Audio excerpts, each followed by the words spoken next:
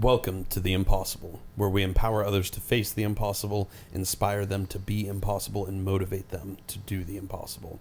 Today we are back with another returning guest, one of our brothers, one of our closest friends, and someone we've truly been honored to watch their journey and growth in strength, not just in sports like powerlifting, but also in mental willpower, strength of spirit, and every other aspect you could chase in life. He is on the verge of a new journey in life and going to find some new paths and forge into some new territory. And we're very excited for his future and honored to have him once again on this show, Mr. Wade Smith. Hi, guys. Thanks for having me. How you doing, brother? I'm doing good. I'm glad to be back with you again. How much beef do you think you just ate at that cookout? I'd say close to a pound, maybe a pound and a half. I'd say more than that. Well, those are half-pound burger patties, I'm pretty sure, right?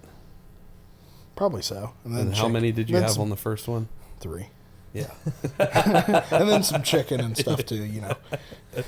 How many calories do you think you eat in a day? I don't know. Sometimes I'm a big trash panda, and I'm eating like 5,000 or 6,000. I'm just roaming around. Other times I'm trying to, lose weight, and then I'm around like 4 still. Yeah. Well, you got a lot of work to fuel because you'll go out and lay 20-some yards of concrete and then come in the gym and squat 500, 600, 700 pounds. That's true. We did that floor the other day, and it was 25 or 26 yards. And we started at 6:30, and I got done at like 3 o'clock. And came home, immediately went to the gym, sitting there shaking. Yeah. Dehydrated. I remember that. You were like, I was having to give you gummies to try to keep your blood sugar stable. Yeah, it really crashed. It was hot that day. Apparently, the hotness of the sun really sucks it out of you, believe it or not. Yeah. For sure. That's awesome, man. So, what kind of keeps you going like that, though? Like most people, they work a day. Well, most people wouldn't even work a day like that, doing concrete in the hot sun. But say you did, most people come home and they'd crash and they wouldn't go chase anything else. What keeps you driving forward to still go in the gym after a day like that and find ways to still chase new potential? Well, one, I'm kind of used to it because I've been doing it for so many years. Because I used to go work, and then during the summers I'd either have football camp or basketball open gyms and stuff, and I'd have to run around like 2 or 3 hours after I got done with work, and I'd be dehydrated and shaking and stuff. Same stuff as the other day. And then also there's a rule of the trades. Whenever you get done, you do not sit down or allow yourself to relax at all. You just go straight and go do whatever you're wanting to do that time, because if you do, you're going to fall asleep, and you're not going to get your stuff done. Yeah. There's something to be said for momentum, for sure, and whatever it is you're chasing in life. I know Austin can definitely speak to that here as of recent. The amount of like momentum you've built up and what you're doing with writing, with podcasting, with everything with the business has just been massive. And I see it just rolling through and carrying over day to day so much more heavily than I think I've ever seen before. And it's a really cool process to witness. What kind of generated some of that momentum for you? A lot of unfocused, I would say, and very blurry. A lot of focusing that needed to occur for the direction of where I pointed my willpower, I would say is a really big thing. With coming out of the bone marrow transplant, life had taken such a huge sort of stop, and it really allowed me to mentally get over a few hurdles and become aware of some things that I had ignored for quite some time, that had zero focus. Clarity of vision was not there at all for goals that I had planned over time to chase in the future.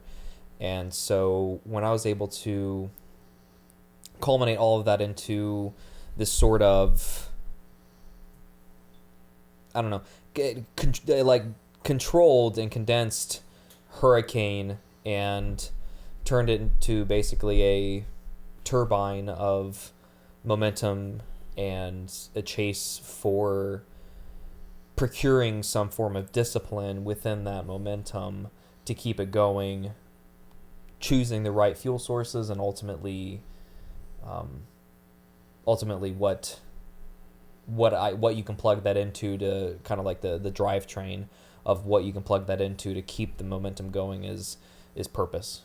And so when I finally sat myself down, gave my purpose some clarity, and gave that momentum a bit of a clearer path, that led to some really incredible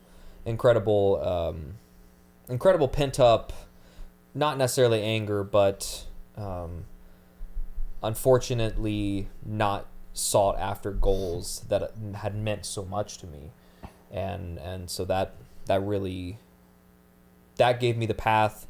I formed the road, and yeah, focusing that willpower towards something really again just allowed myself to be a bit more clear in the head, clear in the mind, and clear in the path. So what are you trying to chase? Are you just trying to, is it more psychological healing stuff, or is it more physical? What kind of goals are you trying to chase? All of the above. I have a little bit of ADD, and so I love having a few different tasks to work on at the same time. Mm-hmm. I can't just work on one project at a time. I found that out definitely during university, to where multiple classes required multiple projects within the music realm, and I fell in love with it, but 18, 19, 20-year-old Austin was not capable of handling that kind of responsibility, and I was not aware as to the resources I had at my disposal within those moments to then be able to put them together into working formulas of building that type of discipline that's required to really take advantage of the situation at hand. And what I've been able to accomplish, I would say, in the past 6 months is find patterns that within their own formulas I'm able to attach into the different goals that I have, thus being multiple goals, through multiple facets, being the mental side of trying to get over the fact that I've relapsed 3 times, and that I'm hoping that this is it, because I'm running out of options for treatment.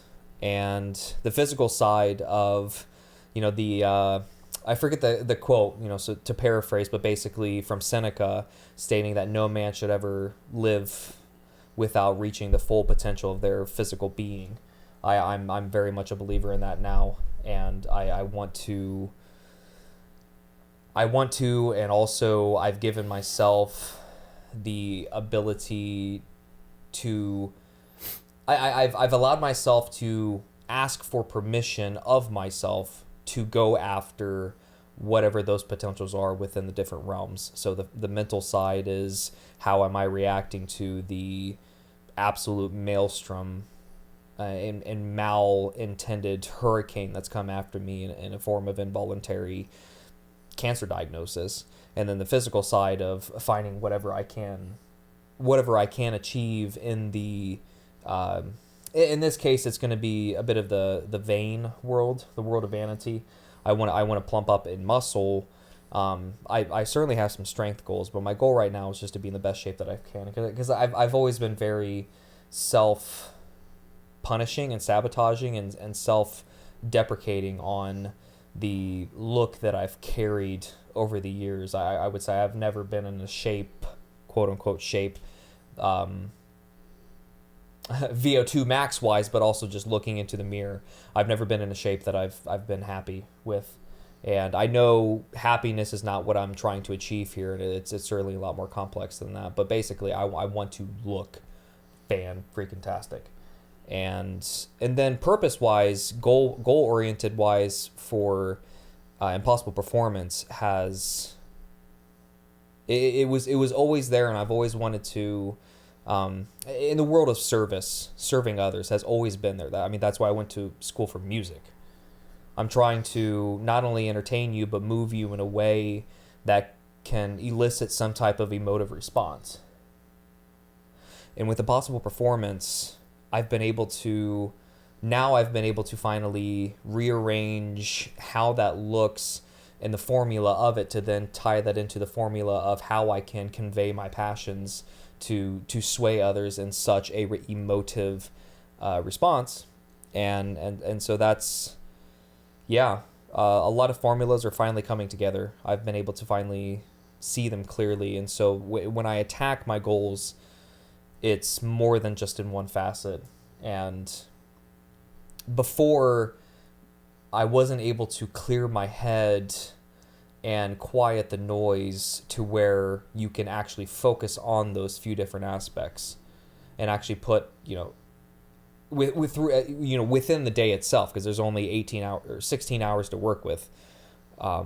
So I want to make sure that a portion of it is mental work, a portion of it is physical work, and then a portion of it is the purpose of my service to others within Impossible Performance. And honestly, I would say ever since I came back from Scotland, like Matt suggested, I've been able to really buckle down and chase what needs to be chased and pursue what needs to be pursued.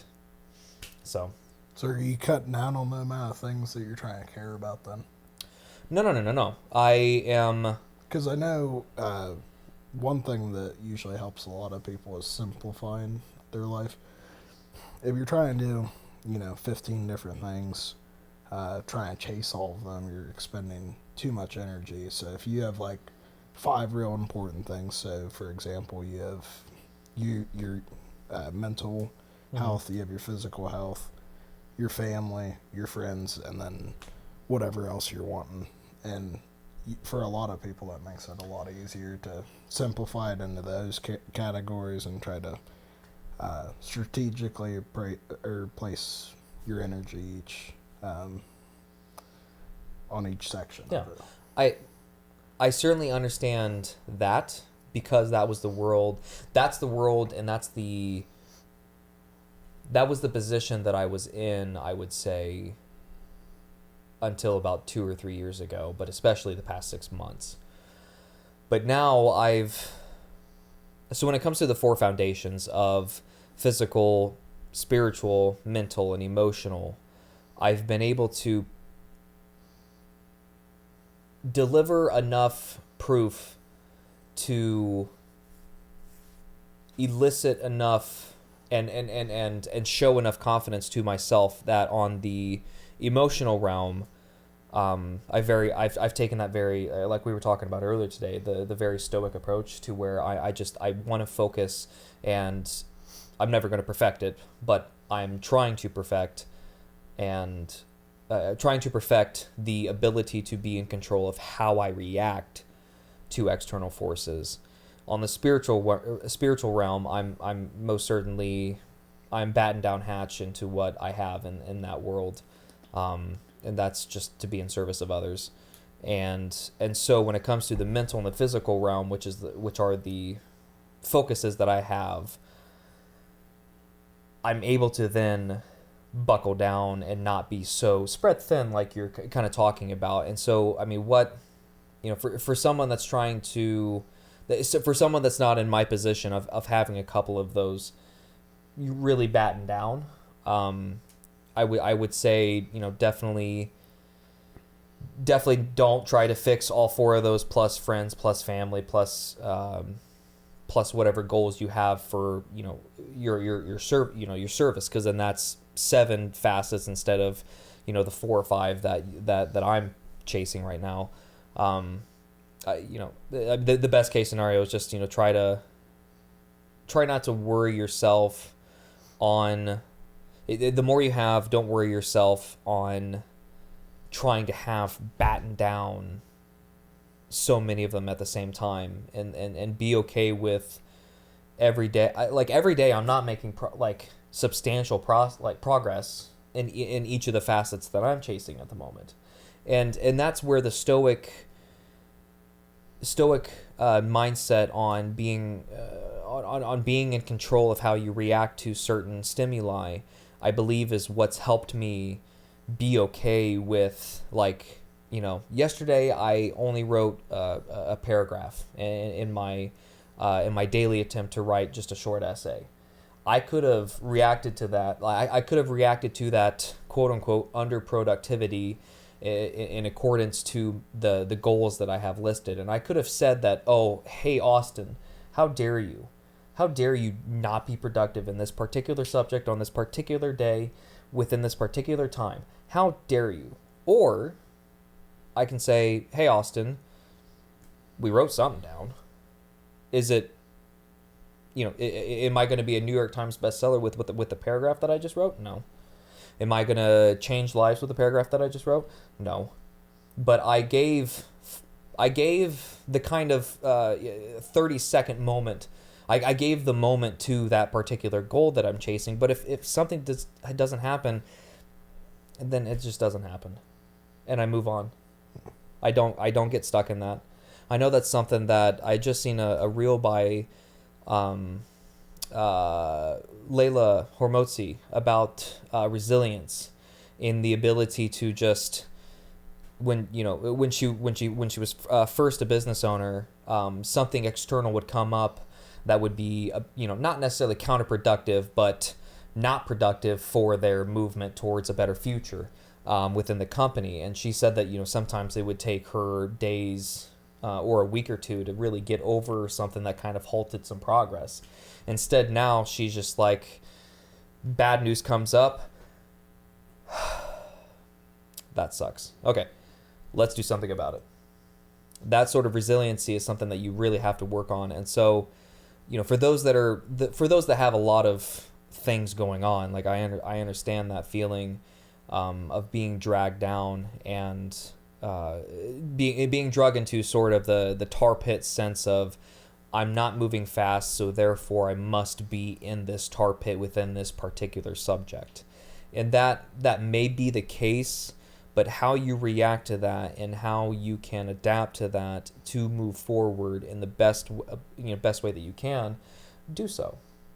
If you have so in my case here, with writing that single paragraph, I could have crumbled, and in my other priorities in the day that I'm chasing could have suffered from that if I didn't possess that resiliency. It's just taken a long time to work up to. I mean, this isn't something that I manufactured within a week or two, and that's, both of you can attest to that, especially you, Matt. And so, like that is not what you should be worried about. What you should be worried about is saying, okay, I wrote a paragraph today, or I went to the gym, I didn't hit all my working sets on my compound movement. Okay, move on. You have other priorities to focus on that day, so move along, and deal with it later. We have time, so yeah, I would say that's how I've approached. If one priority of mine gets kind of a bit not productive for my day, you need to move on to other things and just come back to it later on. Learn from whatever made that progress not move as much as you would like, but the progress not moving as much as you like in itself should not set you in some whirlwind of panic. So it's something that needs to be learned from, and it's something that you can move on with. Now I understand that there are certain priorities in your life, like the well-being of your family and the well-being of your house, or something that is required for life. Like, that's just this is what I'm giving you is more, what I'm offering here is more of a objective A plus B equals C. Subjectively, you adapt to your own situations, and what I'm trying to do is give you some variables and some formulas that have at least worked for me. Yeah, it's a continual focus on the direction of movement as opposed to the intensity of movement. Mm-hmm. And we talk a lot about marrying yourself to the process, and there's a lot of people that talk about that. That's why our biggest thing is always the becoming impossible, the building that version of yourself that can overcome that challenge, more so than actually like doing the impossible. That's kind of the byproduct. That's the icing on the cake. That's the reward you may or may not get in the end from what you ended up chasing. But what you will always get if you marry yourself to that process is you will get that impossible version of yourself. And the thing is people severely, I heard this line, and I'm trying to remember who originally stated it. I don't remember, but it's not important. People, it's a line that I heard from somebody online. People massively overestimate what they can do in a year's time, and they underestimate what they can do in 5 years' time. And the idea behind that is it's not specific to like the 1 year versus 5 year. It's more about the idea of like people think they can get a lot done in a very short amount of time generally. And we massively underestimate how much we can do over a really long period of time, just because it's a skill you have to build to be able to think 5 years ahead. Mm-hmm. Like even now where I am in my life, it's really hard to picture what 5 years is going to look like and to make actions now that will influence 5 years in the future. But what we don't realize, because people like writing a book, people may think like they may get really fired up, really passionate, really motivated, and think I'm just going to hammer through and write this book. They do really good for a week, and then like Austin says, they hit a day where they write one paragraph, they get really upset about it, and then maybe the next day they don't write anything, and immediately there it's dead. They say, well, what's the point? I can't do it anyway. But what they don't think about is, say you only wrote a paragraph a day, which probably took you what? You could probably do that in 10, 15 minutes? Yeah. Like a pretty decent paragraph. Mm-hmm. Say you did that every single day, 365 days a year, 365 paragraphs, probably translates to close to 80 to 100 pages of writing, So that's a very, very small amount of work that over a year's time produces a large result. And that's where we have to focus on this process and putting your time, putting your energy, putting your effort into the direction you're moving toward, whatever it is you're chasing, toward building that impossible version of yourself. You may only go a paragraph at a time, and sometimes, for me right now, battling the anemia I am, my training volume is very small. I'm taking 3, 4, sometimes 5 days in between each training session because it just wipes me out so intensely. But the way I view it is I'm still moving in the direction I want to go in, and sometimes you get to see that a little bit, like I got to see on my bench session on Friday. But I think you bring up a really important point too, Wade, in that we really have to take time to look at what are we focusing on, what are we putting our energy into. Because even though when you compound effort over a very long period of time, it can add up quite substantially, it is a long game. And you want to make sure that investment you're making will actually yield whatever it is you're wanting. That's something I've definitely had to learn in the last year, especially since having Lily, because I've always had this tendency, and it was really bad in college, to overcommit to things and think that I can do this and this and this and this and this and this, 7 different things and put everything into them. And then I would totally burn myself out and become spiteful, to the things that I'm participating in and giving energy toward, because they're just draining everything I have. And so I've really had to narrow in and focus my goals to the point now, I've had to step back from board positions and involvement in certain groups to the point now where I've got like 4 priorities. And that's it. I've got my health, my family, our business and possible performance, and our message and mission. And then I've got my training, in that order. And when I simplified my life to that level, it made it very easy to make decisions. Like what I spend with my time, where and when and how, all just came straight back to those priorities. Like when something's up for decision is, am I spending time with my daughter, but maybe missing a gym session? Well, maybe this time I need to spend with her right now to take care of her so I can help Lauren get some more sleep. That's what I'm going to go with, because that's where my priorities lie. Other people's priorities may be different. That's fine. But I think you're absolutely right. When you narrow the focus of where all of your energy and effort's going to, it allows you to move with a much higher intensity and a much faster pace in that direction. And that's where it's really a skill, and it's not easy to know what do you want out of life. Mm-hmm. And I know that's something you're kind of on the path to trying to figure out right now. And it's not an easy thing. It shouldn't be an easy thing. No. It should take a lot of time, and you've got to pursue things and then realize, that's not exactly what I wanted, and you course correct in a different direction. But the thing is like think of it kind of like driving a boat, you know. You're going to turn left and maybe you go a little too far left, and then you turn back right, you go a little too far right. But eventually enough back and forth, you're going to hit that perfect center of exactly where you want to go. Yeah. So what's that process been like for you? I know, especially over the last year, now that you know you're coming to the end of college, you know that that particular pursuit in your life is coming to an end, and you're looking on beyond that to the future. What's that process been like of trying to figure out what do I even want out of life? What do I want to put my energy into? Well, I've been directing it mainly in a thinking what I'd like to do for the rest of my life. Like, I know that I would like to have like a big family compound where everybody that is my family could live on.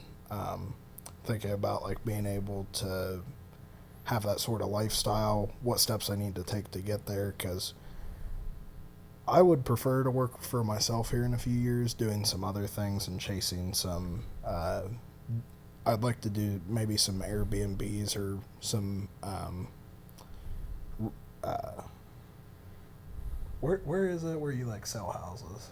A realtor? Realtor, yeah. Yeah, I'd like like real to, estate. Get Yeah. into real estate. I'd like to do some of that stuff, or maybe like direct it more into going into the gym.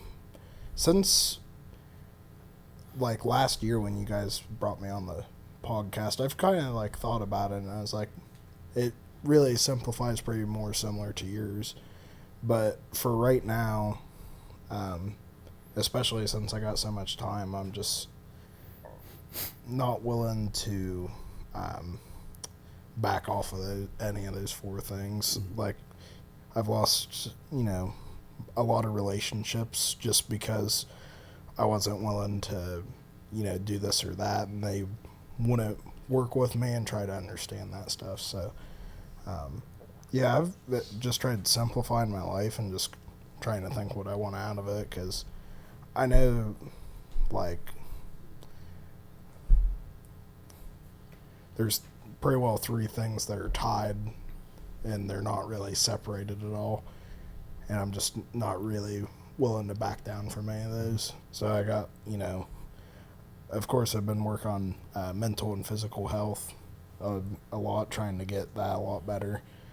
And then, my family, which I consider you guys my family for sure. Because you've been, enough people and been around enough people where if they're going to be around you your whole life. And you don't find people like that very often, so you guys are classified as my family for sure. Well, and we're then, honored for that. Mm-hmm. And then lifting, of course. I know where I want to get to and what I want to do and what I'm willing to sacrifice to get to that point.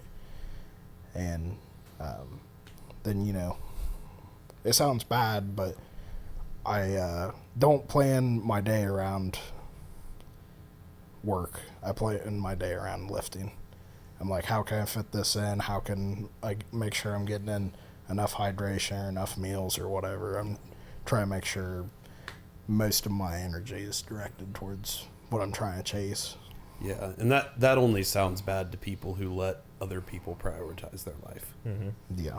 Yeah. Because there's a certain amount of, I would call it confidence. There's a certain amount of confidence that comes from simply knowing your priorities, knowing what you're chasing, knowing the direction you're moving in. Even if you don't know what the end goal is, you got ideas for it. Like you say, you have ideas for what you want to hit lifting wise.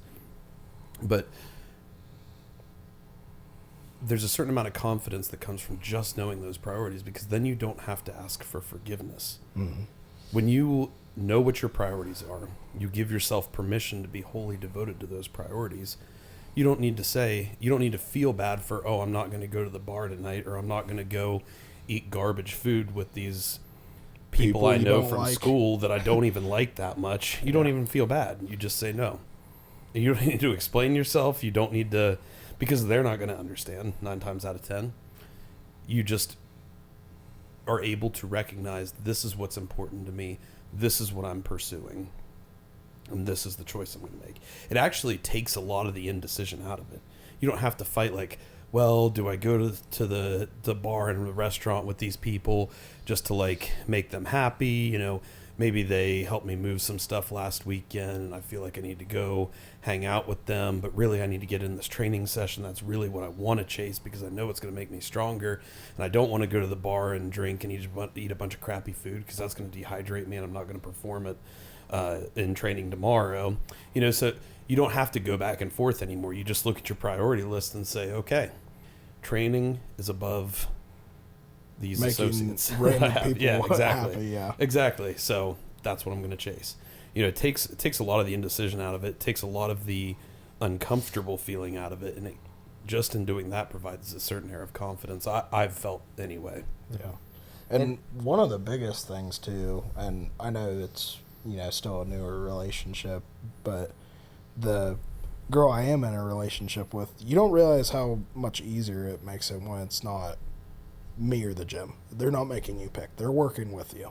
They understand, like, after talking to them enough and they understand, like, a little bit more what your mindset is, they're not going to make you pick. They're like, this is what you want. This is how you're, you know, getting yourself mentally clear more. And anyways, not having to like pick and choose between the two makes it a lot easier because, you know, before they tried to, and my answer every time was leave.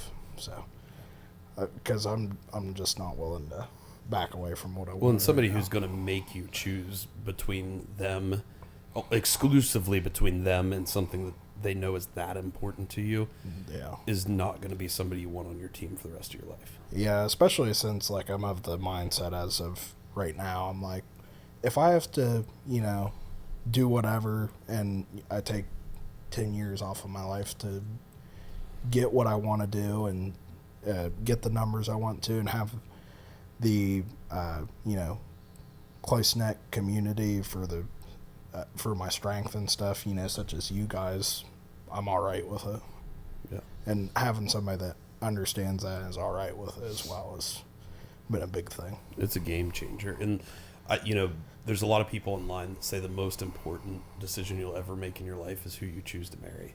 Yeah. And I can see a lot of validity to that because it is the closest team member by default you will ever have. Mm-hmm. And you want to make that decision very carefully. But not only that, you want to be able to grow in that decision together, both of you.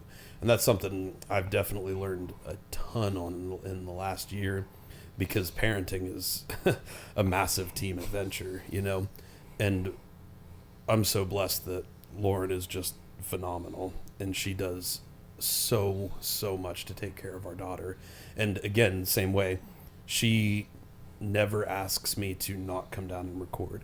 She never asks me like, oh, you need to choose us over impossible performance, because she knows like how important this is to me. And she knows that there's a big part of all this I'm doing for our family as well. And, you know, with the long-term potential that can come with it. So she's very good at like, we've had that communication. She's very good at seeing that long-term potential. Not only that, but she thankfully has a great deal of trust in me, I think. And I think she's just a very trusting person, because I've not always been, you know, done the best job at trying to build that. I think I could be much better. But, you know, especially when you're parents to a child, it becomes a really amazing team adventure. And, you know, I always try to focus on like, as much as I can, I'm not perfect at it, but I try to focus on like, how on the times I'm there, how can I make it as easy as possible for her? And I really try to make it a point to like, if there's a poopy diaper, I try to change it, especially like when we're in a restaurant or something like that and it's like really inconvenient. And like, my goal is hopefully I can change most of the poopy diapers, because that's something I can, even a small thing I can take off of her. Like if I can try to change so many that I'm never going to be changing most of them, because she does so many when I'm not here.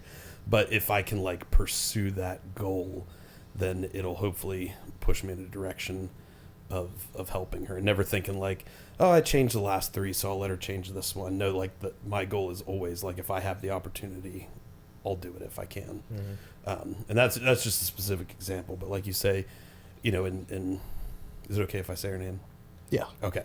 When I first met Kaya, it was like immediate. I knew that she was a very good person for you to be in a relationship with, because I could tell she, even from early on, wholly supported what you were passionate about in life. She wasn't trying to run some agenda and think like, oh, here's how he can, provide for me exclusively in what I want. She's looking at, this is important to him and I'm going to support him in this. And then in turn, you can support her in the stuff that matters to her as well. And that's where I think really, really fruitful relationships are born. Well, that was what like separated her from her friends. So she asked me to go to breakfast with her dad, and I was like, it was on a Saturday, and I was like, Saturday squats is like, I'm not missing. I was like, he can meet me afterward. He can get up super early and go with me at 5 o'clock in the morning, or we could go 10 o'clock at night. I was like, but I'm not missing my training session. And the fact that she was all right with it, but the people she was living with at the time were, a couple of them were not as much in favor of it, and they were like, well, you should just go. And I was like, no. There's plenty of time. There's 24 hours in a day. Yeah. Whenever a group of 8 of us can get in the room and I can scream at every one of them and get them to, not be get out of their head for 2 hours and make them better. Yeah, I'm going to go do that. Yeah. Those squat sessions, for the people who understand that kind of mindset mentality, it's a powerful form of therapy.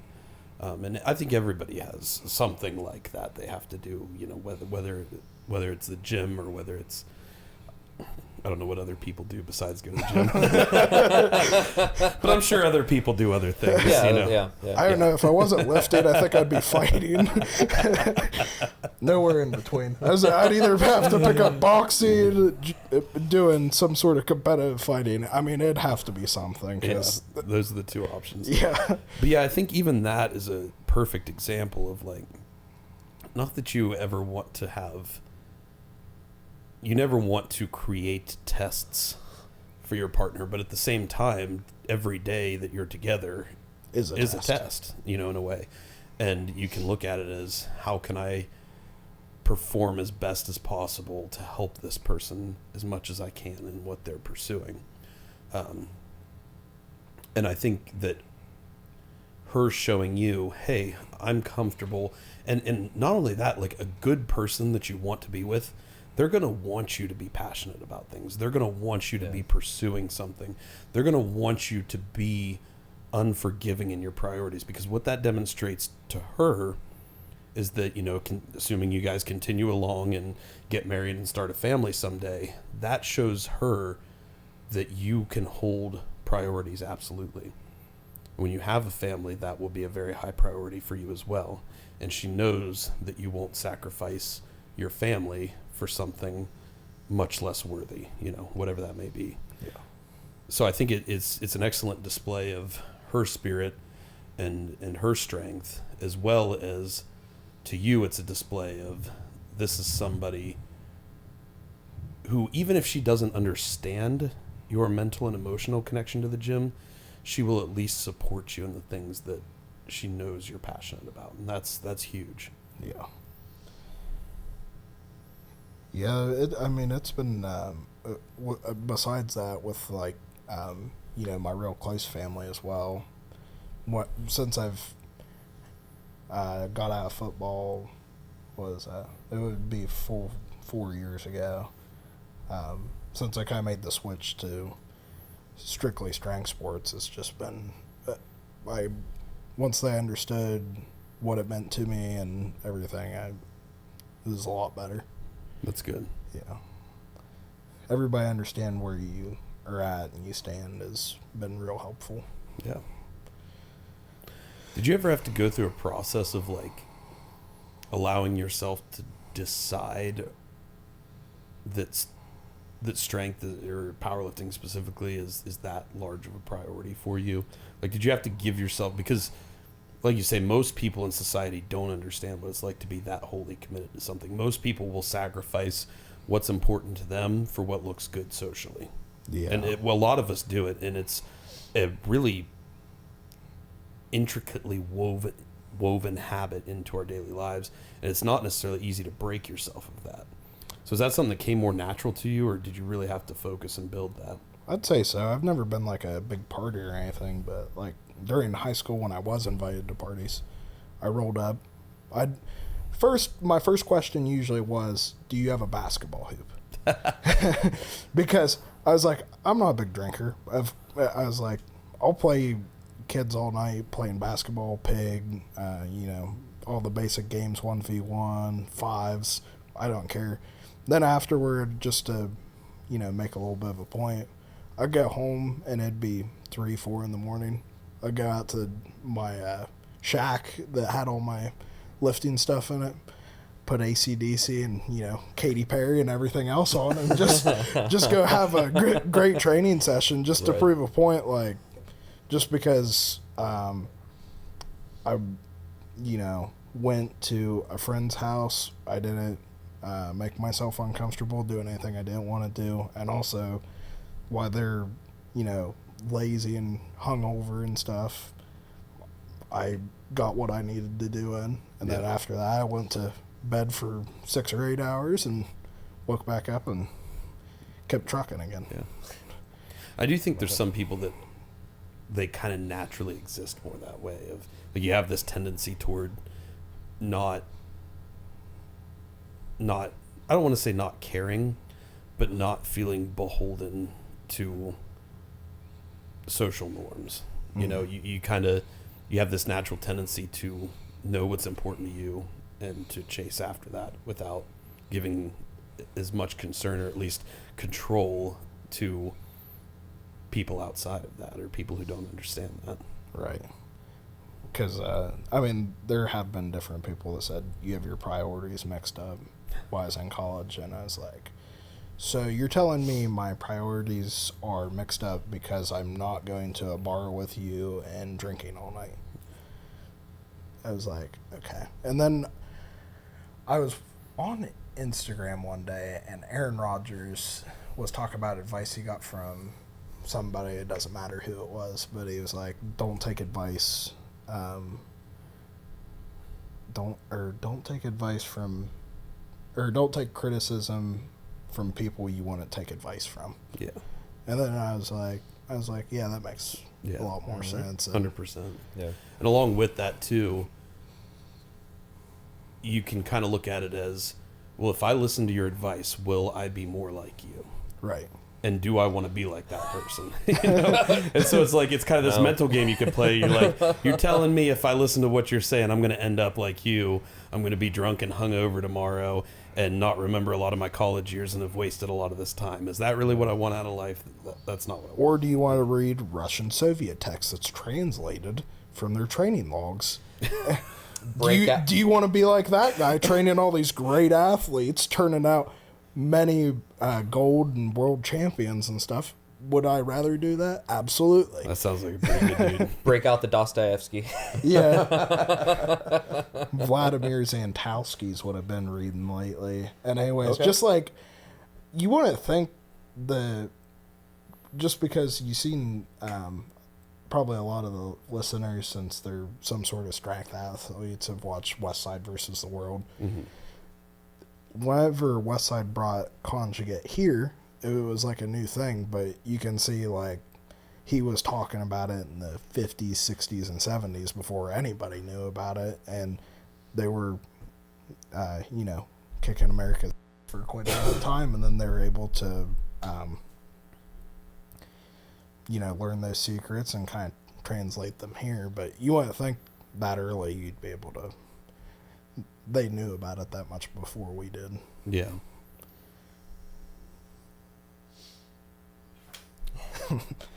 So you've been following strength sports for a long time. It's been a massive passion of yours. And it's something you've allowed yourself to build as a major priority in your life. And now you're in this phase where you're graduating college. You're moving to a totally different corner of the country.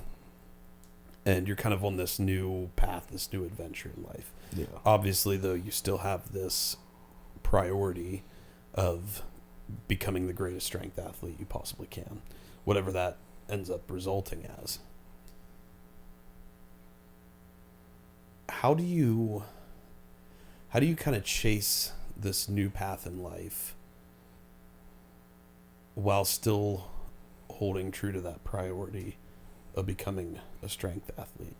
Like, what are the plans you're making right now, and how are you building this new phase of your life around that? Just getting in contact with some people down around there, trying to find people that are powerlifting, see if I can get into a group. My first thing when they told me I'd have a job in Hobbs, New Mexico, was not, what about housing? Where exactly is the office? Nothing like that. My first Google search was powerlifting gym, Hobbs, New Mexico. And there was 3 places, and I was like, well, I'm going to be trying all 3 of these the very first week. And whoever has a group of people to maybe push each other, maybe I pick up some younger guys and coach them up, and we all run the same stuff, try to make it like, a nice training group that we're all pitching in and doing everything we can.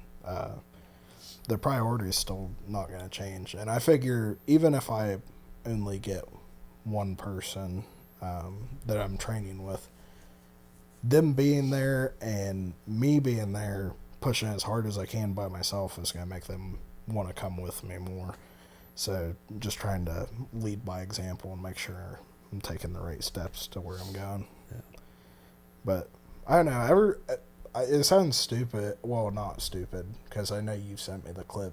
But like, strength has always played like such a key factor, just from like seeing family members like pick up big heavy stuff, or But the one moment that really made me love strength training was seeing Eddie Hall's 500 kilogram deadlift. And it was like him just bleeding out of his eyes, his ears, his mouth, his nose. And he just looked so at peace once he did it. And the feeling he had and everything, I was like, I can only imagine what it's like to have all these other strength athletes and just, you're the only one that can pull this. And it just, think of like actually locking it out would be awesome, That's why I don't care if I black out. I don't care if I'm bleeding from everywhere. I don't care if my grip fails, if I'm having a crap day, if I haven't ate enough, I'm still going to try pushing that limit. So when it does come competition time, I'll lay it out on the line no matter what. Yeah, and we've discussed many times how powerful that moment of Eddie Hall pulling that 500 kilo was. Because to me, that is like one of the greatest embodiments I've ever seen of that be impossible mantra that we preach. Because, Thor pulling 500 kilos is one thing. Thor is much more genetically equipped and built for that than Eddie was. Eddie was not really built. I mean, okay. He was built for that in the sense that, like, he's not 5 foot to 130 pounds, But as far as the elite strongmen, like the best of the best in the world, and leverages, yeah, he was not built for that in the way that some other people are. But he found ways to pull more out of his physical potential than ever should have been allowed. Right. He got the power of his mind and its influence over the body involved. He got the power of his spirit, and he aligned his emotional state. And he aligned all 4 domains toward the pulling of this weight. And he even talks about in a review video how he started working with a psychologist who was specifically trained in working with people who had severe adrenaline-inducing moments. Like, you hear those stories on the news about moms who can lift cars off their children, who should have no reason to be able to lift a car. But it's because the state they go into physiologically gives them a whole new ceiling of potential. And so he manipulated himself to be able to put himself in a similar physiologic state. You know, he failed 462, like just 2 or 3 weeks before he pulled that 500 kilo. Like literally 38 kilos under the 500 he was trying to pull. He failed it. And he was just getting so gassed out. His body was so unhealthy at that point because he was 420 pounds and on a frame that was not meant to support that in a healthy manner. And yet he still had that unruly faith in his own potential and brought an impossible approach to that lift. And I think what that does for us is it gives us proof of concept of what we're chasing in our own lives. Well, because he also talked about it when he did mention it to people, they'd laugh at him. Oh, about yeah. lifting half a or metric ton or whatever. Nope. And Nobody believed him. And now that he did it, it's like, you know, Mitchell Hooper is 60 to 80 pounds lighter than him, and he's talking about it, and nobody's laughing. Nobody's questioning it. Nobody's thinking he can't. But, you know, since he was the first and he had to go through all that to make sure that he got it, now he's broke ground for people. And whether it's sumo or conventional, you know, with or without straps, Yeah. if you can hold 1,100 pounds in your hands, you deserve It's a pretty impressive feat. Yeah, Get a you pat on the deserve back. a little applause. Yeah, I think we lose perspective on that. Sometimes we'll see people on Instagram, you know, deadlifting 800 for reps, and we're like, yeah, but it's sumo, so it's not really that big of a deal. It's like, it's still a lot of freaking weight on there. Yeah, and they'll know? be double overhand Yeah, with no for straps sure, and for hooking sure. it, or Yeah, you know. yeah. I mean, they're still holding it for all those reps, and a majority of people are not super duper crazy about it. Like, they'll do some sort of mixed stance, and you're still moving you're probably moving the bar 6 inches, just a foot less, Yeah. maybe, but you're still holding it and pulling it and everything. So Yeah. And that's where I think, like, even though there's so many of us that are so beholden to strength and the process of getting stronger, whatever that way may look like for you, you know, we've all kind of got this unique aspect of what that means to us. Like, for me specifically, the number on the bar, yeah, I've had some like specific numbers I've chased. I'm chasing the 500-pound squat right now, but that number on the bar doesn't mean nearly as much to me as what I put into the lift itself and what I pull out of my body. Like, did I go into that lift, or did I put myself under a bar that is something I shouldn't be able to squat, and then somehow come out the other end having done it? That's what matters to me in a lift. And that could be 100 pounds or that could be 500 pounds. And I don't really care what that is. But I know, and I imagine you're more this way, and I know there's a lot of people who have specific numbers they like really want for themselves. I don't think either's right or wrong. Right. I think it's just, where do you find that specific drive? Well, mine usually goes in like 100-pound jumps. Squatted 6, and now I got to squat 7 the Yeah, next meet, exactly. and then I got to squat 8. You know, if you Exactly. math that up, it's pretty quick progress. Yeah. Right. And I mean, if it takes me, Why waste time? you know, I did a Hatfield squat for a double with 700 a few weeks ago, and I was like, granted, it wasn't a competition, it wasn't a regular bar, nothing like that, but I was like, weight's now the thing.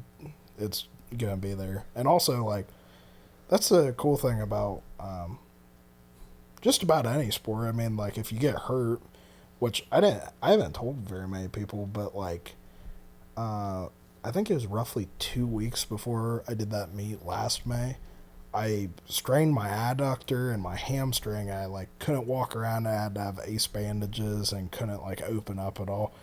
And then the week before the competition, I think you and Pete just were like, it's either now or never. You have to do this And anyways, I did my last heavy one, and then I went in and that's when you switch to conventional stance, right, as opposed to sumo. oh, I'm talking about squatting. Oh, you're talking about squatting. Okay. Yeah, Okay. yeah. But I went in, I missed my first one, hit my second one, and then I was like, yeah, I can kind of feel that adductor tweaked. And then you were like, well, you didn't come here for nothing. And then I was like, Matt's right, I didn't come here for nothing. So anyways, I went up and I felt the bar completely stall, and it was just me continuously pushing, and I could just feel that pulling the whole way up through. But I know we didn't get it on video, but like I absolutely lost my mind after that because I was just, you know, not very many people would just continue to do stuff like if you're hurt or whatever, you're just going and pushing through is awesome. Because would you like to hit certain numbers? Yes, but testing your mental fortitude to be like, all right, I might not get slightly or this number. I got these people here supporting me. Let's see how far we can go. Yeah. Well, and having the trust in yourself and what we call the unruly faith in your own potential to be able to do that. I see it so much in people where there may be some challenge, whether it's an injury like what you had, or maybe their opener didn't go well, or whatever it may be. Some little roadblock comes up like that, and it completely shuts them down. And it is a natural human tendency, I think, where we allow these little tiny things like, oh, I didn't have it on the last set, so I'm not going to have it on this set. Well, if you let your brain and your body, if you let your brain believe that before you even start the lift, you're setting yourself up for failure. I would rather completely lie to myself and tell myself, like, it doesn't matter what happened. Well, and it's not even a lie, though. I would rather completely, like, hypnotize or brainwash myself or manipulate my own mind to say, you know what, it doesn't matter what you did last set. Doesn't matter if I couldn't move that 407 and now I'm going for a 425. None of that matters. What matters is me having the belief that I can put my body in a state that will allow me to perform this lift. Right. And that's something you have a very high level of strength in being able to do. And that's one of the things that when I see that in people, that is one of the things that allows me to generate the highest level of respect for them. Because anybody can go out and be physically strong, you know. Somebody may have amazing genetics for it. Somebody may have worked really hard for it, you know, but people can go out and be physically strong. In my experience, what speaks to me so much more is the ability to be mentally and spiritually strong when things don't go exactly as planned. Well, two stories I like telling people now that they've happened. One, so I dislocated my arm during high school, my right arm, which I'm right-hand dominant. Mm-hmm. And instead of being like, hey, I can't do homework or whatever, I was like, I'll write it with my left hand. And then I walked up to him. I was like, hey, dislocated my arm. I wrote this with my left hand. If you have any questions about how crappy it's written or anything, ask me. I'll tell you exactly what it is. I was like, but I wasn't going to not turn in an assignment. And then it's English, I promise. Yeah, I promise. Even though it looks like chicken scratch. And the other one was I was playing basketball last summer, and anyways, I've done a move I did a bunch before, and I blew this tendon up in my leg. I was actually discussing with both of these guys how I still have bruising from it. The tendon on the side of my leg after I rolled my ankle blew apart, and there was a hole like the size of my fist. And it was nasty. Like, you had bruising. Your whole foot was blue and purple. Like, yeah, clear up to my knee. It was swollen up the size of like a softball. Like, it was a pretty intense injury. And the first week, I tried to walk on it a couple times, but it was pretty tender.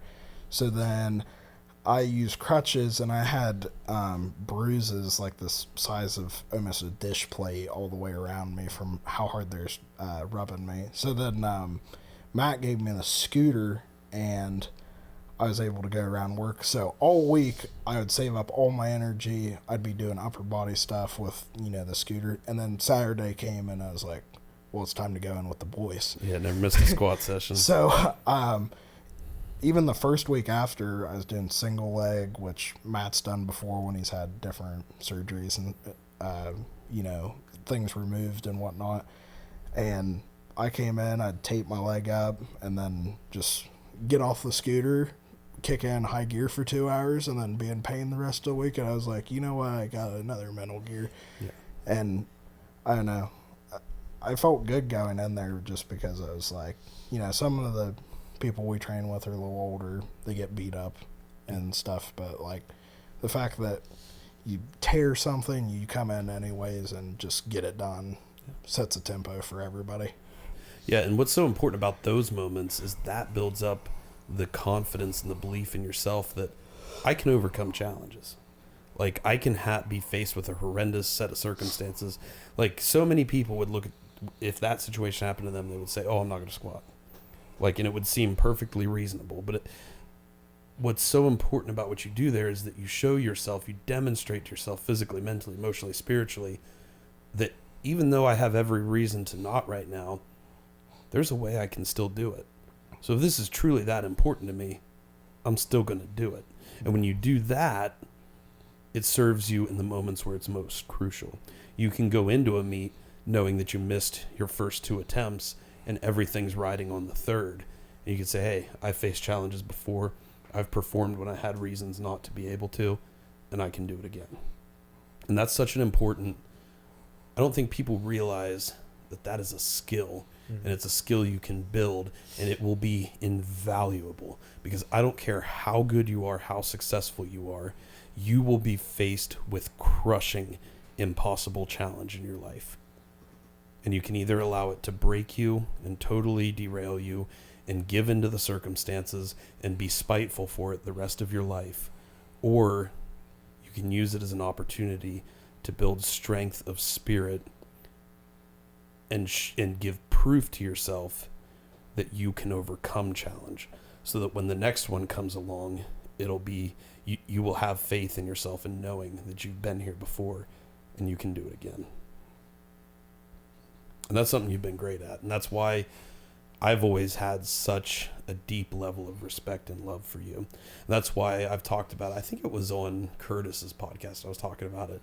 I've always felt this very deep sense of responsibility to you specifically, because I see, in a lot of ways, I see you, because you're about 10 years younger than me, even though it doesn't seem like it a lot of times. Yeah.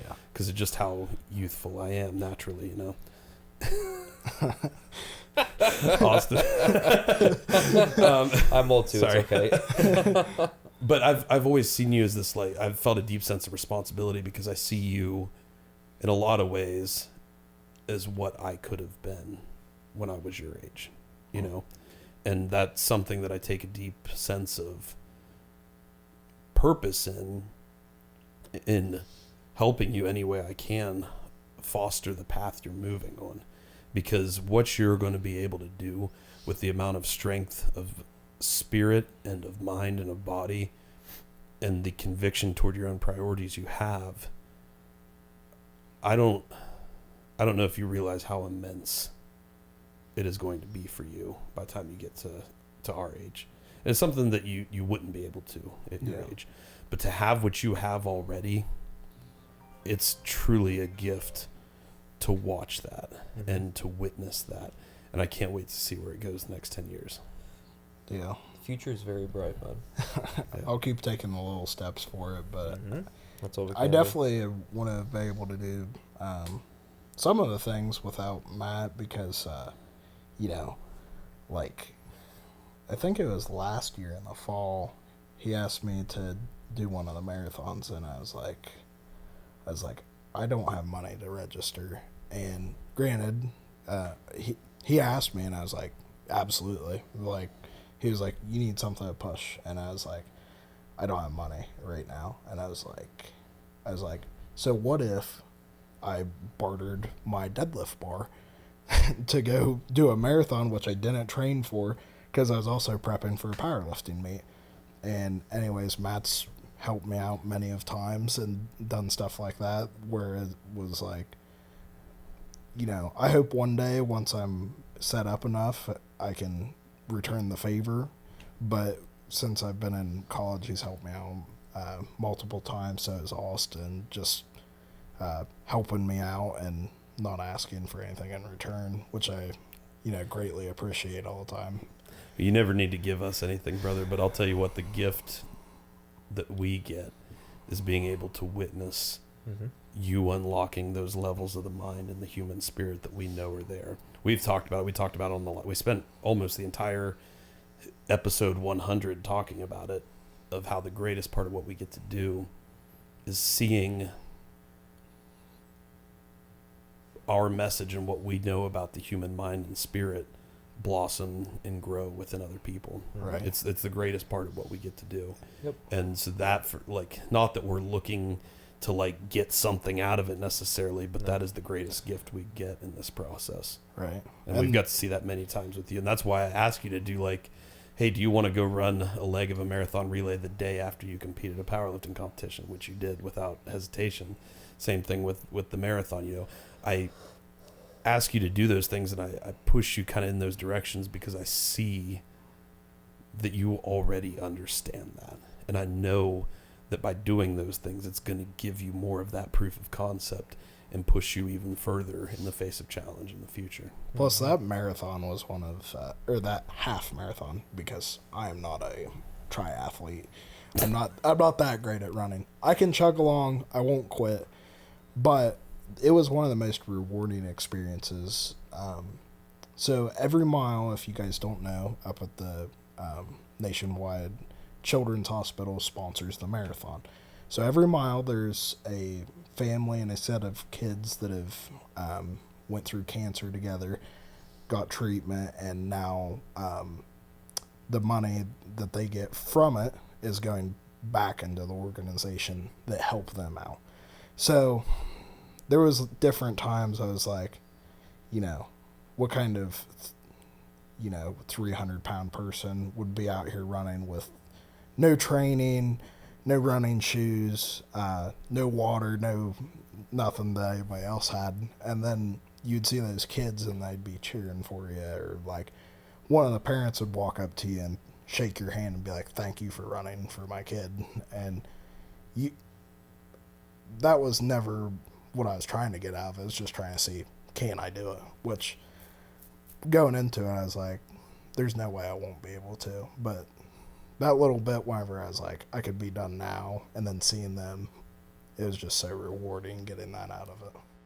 Yeah, for anybody who's never run the Columbus Marathon before, get in touch with us. I don't care who you are, what you think your athletic ability is.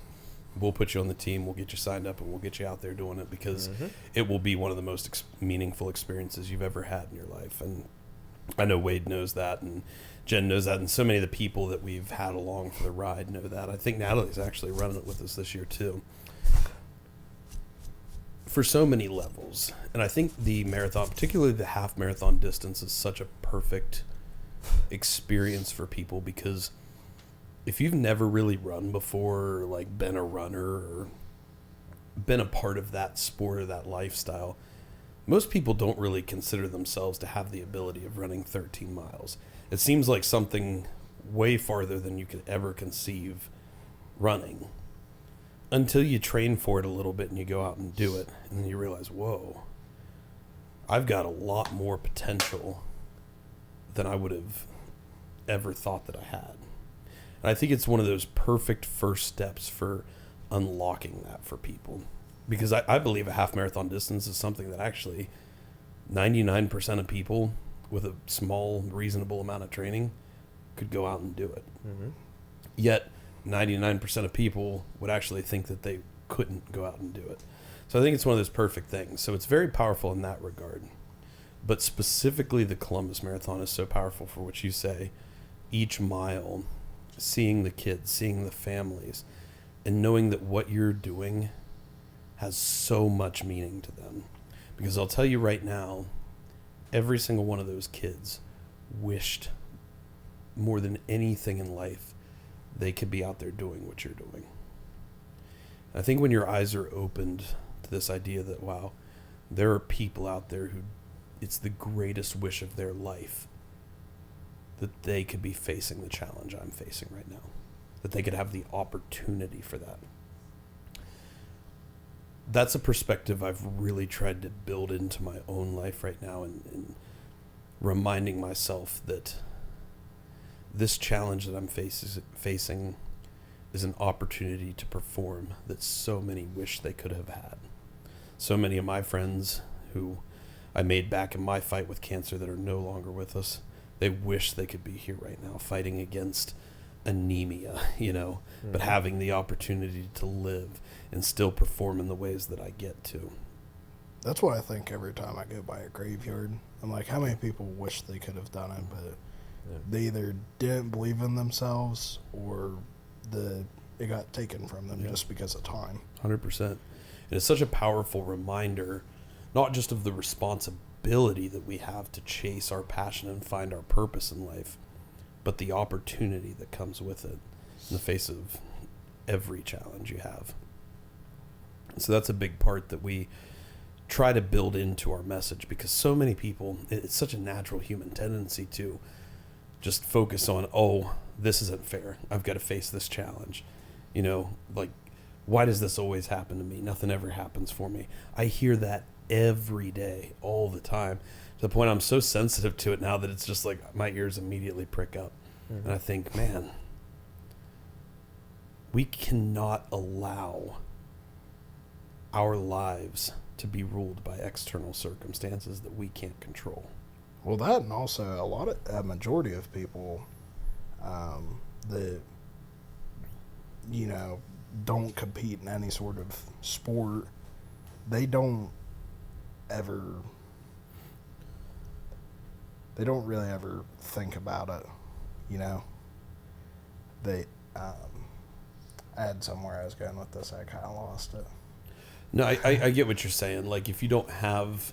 There's so many people who just wake up and go to work and go home, and the only thing they're really pursuing is the highest amount of pleasure in life. Right. And also the thing is with a majority of people as well is maybe they were raised in a negative household or, certain negative things. But, like, the video of Jocko talking about good or whatever whenever something happens, it's just like, are there inconveniences? Sure. But, like, people are like, yeah, I had the worst week. And you'll be like, why? For example, they'll be like, so I wrecked my car. And you're like, okay. What else happened? And they're like, no, I just wrecked my car. It's the worst week ever. And I was like, one, you're standing here talking to me. Two, you really don't have any injuries. That, I know money is a big part of life and it's important. That's why you have insurance and stuff. But, like, they don't focus on, like, the real little stuff, because the big things take up a lot less of your life than the little things. Like, for example, whenever we went and did the marathon, that day held some sort of significance. But every single day, wherever you planned, an extra hour or two, even if you were just walking, took that little step and you were having good progress there. Like, even if you didn't feel good, you still went and did it. You got your mileage done. You felt good. Focusing on a lot more of the little things instead of the one big thing. Because, during, like, the school year, I was like, 1 in every 3 of my tests goes bad. Usually, it was kind of how it ran up. I was like, 2/3 is pretty good still. And, like, as long as 3 ain't bad. Yeah, and, as long as you get it on the next one or something else, I mean, all the little moments really matter and make up most of your life, actually, because they'll think about, hey, I'm going to go to a concert and this is going to be my big thing for the month and this is all I'm going to focus on. But they're probably going to daydream during work. They're not going to take things seriously because they're thinking about just that moment. But you have to think of just day by day, things to make you better, what happened good for you versus this one negative thing. Because a lot of people, this one negative thing is a pinhole in the wall. And, you might be able to see it if you stand back, but whenever you look at the rest of the wall, it's perfectly fine. And they focus on that pinhole instead of focus on the rest of it. Who knows? That pinhole, your kid could have been working with you, and it could have been a team project, and he was trying the best he could, but he missed a spot. Are you going to be depressed in him just because he did it? No, you're going to be like, I'm teaching him a life lesson. I'm doing this. He did a really good job on the rest of it. And there's nothing a little putty and paint can't fix. Well, it's all about perspective, I would say. That is an aspect of my international travels, I would say, and my attention to some international issues is perspective is a very, very humbling experience, but also motivating experience for me. That's how I've been able to file it within the cabinet of how I approach and organize my life. And so I would say perspective is really, really missing from a lot of these people that, like you were describing before, wake up, loathe in thinking about having to go to work, loathing work, going home, being thankful that they no longer have to loathe at work, and absorbing wildly useless information, and then go to bed and then just repeat that process. We live, especially here in the States, we live in an incredible time in terms of access and resources to learn something or to do something, and it doesn't have to be saving the world, but just learn something new, learn something little, learn something big, do something for somebody else, do something for yourself, do something for a lot of other people. You have, us here in the States especially, we have the opportunity to do that kind of stuff. And that's one thing that's really, again, that's come from my travels, is that I absolutely refuse to listen to someone excuse their actions of insignificance with a performance of woe is me. I refuse to see that as something. I see that as an excuse, and I do not give it any legitimacy or room for existence, at least within myself and those that I care around me. For those that are around me that I intend on having around me for the rest of my life, intend to, they may not be, but at least intend to, and that I care about. That's certainly something that I expect out of them, because I expect it out of myself, and I know how fruitful it's been for me, and so I want those close to me to put up the same front as well in the knowledge and the awareness and the compassion and the empathy and the sympathy and the humility and the humanity that I've gained from those travels and my experiences from them. I want to share those with people, not to say, like, I don't go to my friends and go, hey Matt, I went to Italy, why haven't you been? No, it's like, hey man, I went to Italy and I met these people, and I went to this mom and pop restaurant, and yeah, there was some yelling in the kitchen, but they came out all smiles, and it was just, there was this beautiful moment, and all I did was just spin an extra sentence or two with the grandma that came out of the kitchen, and then all of a sudden 4 more courses of meals appeared on my table, and it was an incredible time. That's what I want to share from my experiences, because it's based on perspective. Like, you think that you're living in Parkersburg, West Virginia. Zoom out. There are other people on this planet. There are other people in circumstances that you would never ever wish upon the worst of your enemies. And I'm not saying that should be a driving the driving factor, but like gain a little bit of perspective, allow that to be a healthy reminder that you're in a pretty good spot right now. Right. Like I things may not be going your way at the moment, and I wish you all the best in figuring that out. But gain a little perspective, fight for find out what you want to fight for, and then fight for it. Go after it. Don't, because I've had people in my life in the past that have played those cards, and I refuse to see that as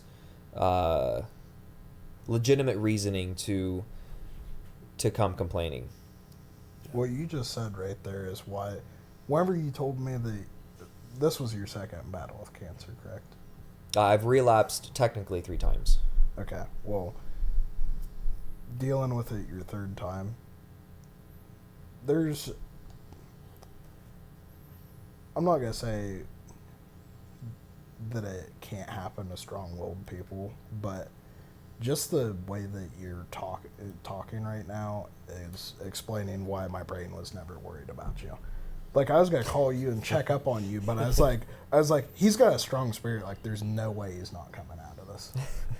You know? Like, and not only that, but more importantly, he's used each battle to gain a stronger spirit. Right, and every time he's like, well, so if I got this sort of cancer and had to deal with this, he's like, well, maybe I should get more whole foods from a better store and make sure I'm not, I'm taking care of stuff. Just like you guys with getting this lion's mane and everything. Like, it might only be a little bit of a difference, but as far as mental clarity, and you're able to do just a little bit more and maybe not putting yourself as much of a risk of getting it again, you've taken those steps. Like this last one, I know you went to like Whole Foods all the time and made sure you were getting, extra vitamins and minerals that would help with your blood content on this certain thing, or be able to do that. I got to see you refocus, and even when you were getting chemo treatment and stuff, you weren't allowed out really at Cleveland. Correct. And you were still at home doing extra stuff. You were doing push-ups and stuff. You weren't just sitting there being like, yeah, so I could die. You're like, well, I'm going to get better today. Like, I don't know. Not very many people can say, hey, I was getting, and I mean, just like Clayton or you or him, not very many people can say, hey, I had cancer and I was still pushing myself all the time. They'd be sitting in the hospital being like, oh, I could die. I could do this or that. But you're focused on making yourself better while you can. And that was something that I really focused on. I just want to touch on that real quick because, again, on the perspective thing to tie into that is that, and I'm going to try not to get emotional now, but seeing those in situations within the clinic who were in positions of health to where they could not do anything. They were bedridden. They were absolutely, the body was under so egregious of attack that no matter what they wanted to do physically, they were not going to stand up and try to do push-ups because they couldn't stand up. They were in the bed. And these are very rare, intense cases. But at the same time, seeing that state of despair with them and no judgment upon them for that, I think Matt and I can both say that kind of state is it's understandable that they're in that situation with some of the treatments that quote unquote treatments that they say that they have to go through in these clinics and these cancer centers. seeing them in those states only at first it really messed with my head to see people in that situation. But ultimately what I've been able to come from that and to gain perspective was to see those people in those positions, people whose skin looked like the gray of that chair over there, only made me more persistent and added more fervor into my movement towards my goals to try and ultimately give my most, gain the perspective to offer the experience and possible change, that we could with what we're trying to do in specific. And not just for people in those situations, of course, but to as many people as we can in all different realms of suffering. But especially from that, I gained so much perspective from that because they were in that position, and I really feel that necessary to offer from that. Yeah, one thing I actually like to think about this quite often as a reminder, particularly on the days where I'm facing the most challenge. I've been in points in my life where I was completely sick, bedridden, supposed to die in a medically induced medically induced coma. And I remember coming out of that situation against every single odd, people in absolute amazement and bewilderment that I was still alive. Yet I can't even lift my own arm to scratch my nose. I can't even sit up, no matter how desperately I'm crying just to be able to sit up. And I've talked about it before, but those are the moments I go to when I'm staring at that squat bar right in front of me. And I think about standing up for that kid because he didn't have the opportunity to, though he so desperately, more than life itself, wanted to. And I take that one step further these days to remind myself that that day is going to come again. I don't know when it will be, but there will be a day that I'm once again declining in health, bedridden at the end of my life. Hopefully it's 80 years from now. But that day comes again for all of us. And I think about that time, and I don't feel fear of it, but rather I use it as a reminder that at that time, I won't be able to stand up. I won't be able to do all of the things that I most desperately wish to be able to. But today, I'm still alive. And today, I can chase those things. I can pursue those things. I can stand up, no matter how difficult or challenging it may be. And so I have a duty and a responsibility, not just to everybody I could help in life by doing so, but to myself, both in that previous time and in that future time, to bring as much potential out of myself as is possible, or I suppose in our case, impossible. And while I think a lot of people would look at that as like, oh, that's dark and depressing, don't talk like that, I find a lot of power in it, and I find a lot of drive, and actually a lot of strength from it.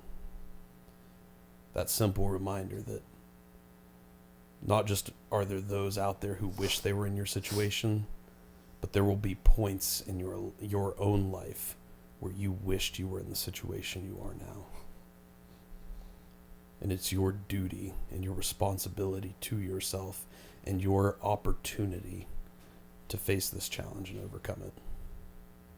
Granted, I haven't been on that deep of, as far as chemo or anything, knock on wood, but I'd say as far as like a depression standpoint and like you know, there was different times, you know, I was definitely self-harming or just thinking about taking my life. There's not a ton of people that can say they're, you know, alive or doing well with, you know, after going through that. So the fact that I kind of found my purpose of, you know, trying to use Dave Tate's thing, live, learn, pass on, and just keep pushing. Like you said, just thinking that you might not have this opportunity. So having that happen to me for years, where I thought about that and I was just like, your life means nothing, like, whatever. The fact that I am where I am now, I really appreciate. And, you know, could I possibly fall back into that? Maybe, but it's definitely helped me push for this time being, because I'm like, you deserve for this to this good thing to happen to you at this present time. Yeah. And it gives you more drive behind the momentum you're building for life. You know, to tie it back into the beginning, we talked about momentum in the direction you're traveling. And I think it's more probable that we're either moving in one direction or another. It's not that, I don't think anybody's truly standing still in stasis. You're either falling deeper into more negative circumstances, or you're moving net into more positive circumstances. And sure, there's going to be good days and bad days. There's going to be ebb and flow and back and forth. But when you look at your year in review, did you fall deeper into your victimhood mindset and your constant just desire for pleasure and distraction from what you consider to be the woes of your life? Or did you build strength of mind, body, spirit, and emotion? Right. Did you pursue something worthwhile? Did you grow deeper in your understanding of yourself and those in the world around you? You know, I don't think you can just be at standstill. I think it's one or the other. And so when you build that momentum where you know where you've come from and you start to move in a different direction and you build more positivity, you build more momentum, it's not going to be, like Austin said, it's not going to be 10 pages of writing every single day. It's not going to be, you know, massive leaps and bounds every moment of life into a more positive, brighter, stronger self. But you can have those days where you just move forward a few steps. And then those days where you move forward a few miles.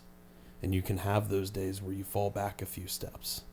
But as long as you keep yourself dedicated to that momentum for the life you're building, you will continue to move in that positive direction, in that path in which you are pursuing. Yeah. And, you know, when you have good days and you're doing it for yourself, that's very good. But whenever you have bad days and then you remember you're doing it for yourself and somebody else. So, if you look in my gym bag, my basketball coach that committed suicide a few years ago when I was a junior in high school, his ceremony picture and about his life is in my gym bag.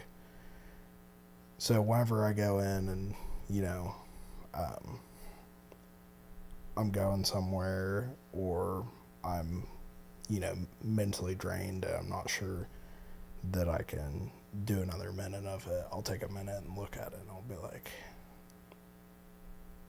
his son probably wishes they could have one more moment to be with him.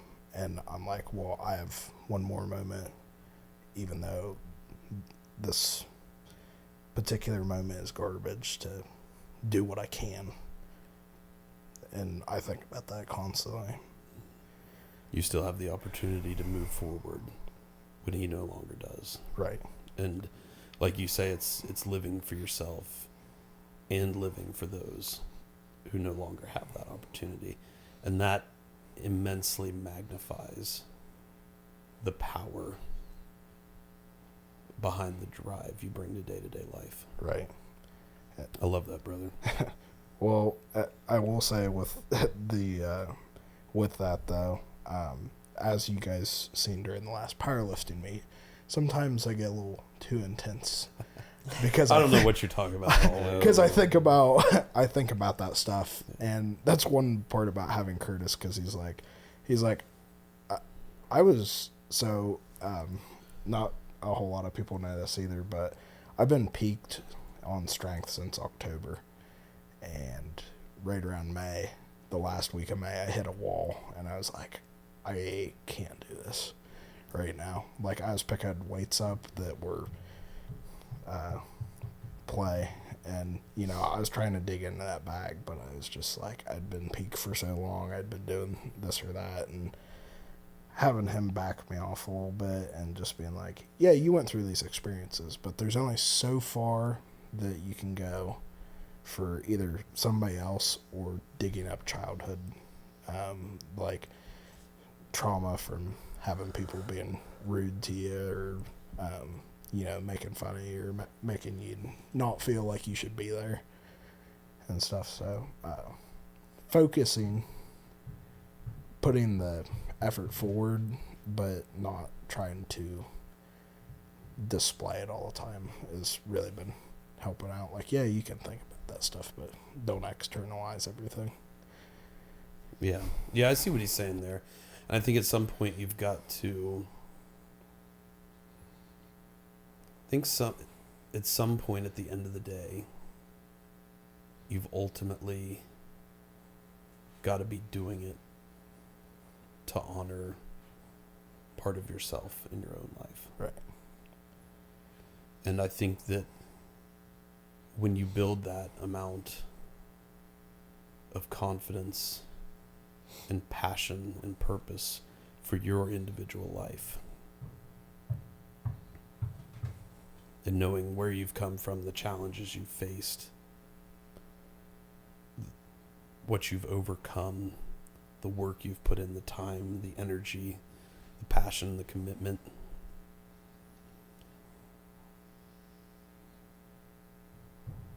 it gives you a new sense of reverence and respect, not just for your life, but for life itself and the potential it can hold. When you really start to understand that, it unlocks levels for that life which you won't find otherwise. I think you're finding those levels in life right now with every competition you do, with every training session you do, with every new step of the journey you're on. And dude, we are so honored to have you as part of our team, part of our family, part of our brotherhood, part of everything we're doing, not just at Monsters, but with Impossible Performance as well. Because I've seen one thing, I've talked about this before, I don't have a lot of inherent gifts and skills, but one thing that I have always, or at least as of recent, considered to be quite a high-level natural skill of mine is my ability to read people, not just as like what they are, but what I know they can be. And that was one thing I saw very early on with you. Even starting at that first training session, the first time you came to Monsters with me. Yeah. And I remember you pulled over 500, like 550 on the trap bar or something that night. And it was for reps too, I'm pretty sure. And I just remember seeing like that as a kid who was not beholden to limitations. Right. And I do remember that first session because wasn't Matt James back there too? I think deadlifting. So. Yeah. So the very first session I was at Monsters, I believe it was me, Matt Hill, Matt James, Tab Brown. And you brought another kid from your school too, right? It was somebody that was training there. Yeah. He was the one that Okay. told me about monsters, and he's like, you gotta come down here. He's like, it's awesome. So I believe the very first time was right after me and Matt Hill met at a random party. Yeah. And I came in and then deadlifted, and it was just awesome experience. And then I did the competition in September or whatever, and Clayton came in, and I talked to him a little bit and was like, yeah, I'd like to come in at some point. So before I really started, I was like, I'm going to try it out again and make sure I come in. And I just remember it was a Saturday morning, and Paul was out there doing leg extensions, and I was getting ready to do shoulders just because that was how I was splitting stuff up at the time. And he's like, Saturdays we squat. He said, you come in next week and you get ready to squat on Saturday. That sounds like Paul. Yep. And then pretty much ever since, it's just been push everybody. And like that very first time I came in with the group on Saturday, I wrecked a dirt bike the week before, broke 2 of my ribs, smashed my skull off of concrete with no helmet on. And anyways, I remember Matt James was like, yeah, you look like you're in a lot of pain today. Like you like can't move. And I was like, well, I mean, I did wreck something. And he was like, yeah, you look like it. And I pulled my shirt up, and there's just black and blue clear across there from where they're broken. And anyways, I was like trying to breathe in and not move my ribs around, which is a weird feeling. Yeah. But I don't know. Then once I got comfortable, like now it's been like during our squat sessions, I am yelling at everybody, trying to give them cues, trying to make sure they're locked in. And like, I don't know, like Matt does this thing where he'll get under it and he'll shake his head, which I don't know if he's saying it just doesn't feel good today or it's just a thing that he does now. But like, whenever I yell at him to, press into the bar and get intense as humanly possible, and then he gets done with it and he's jazzed up for himself, in other words.